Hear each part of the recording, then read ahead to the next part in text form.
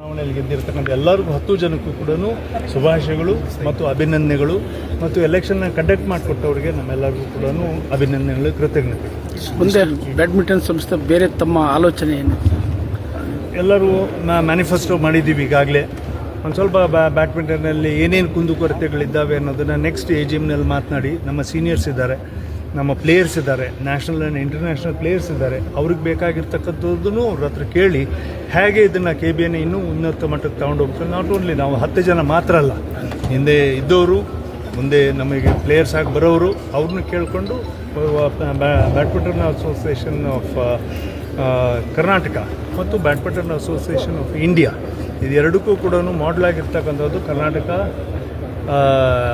Cricket Association is on the top in Indian sports.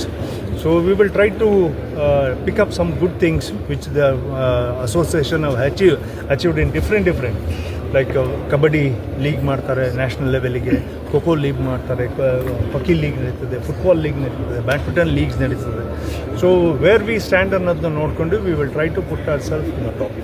Thank you. Thanks one and all. Thank you.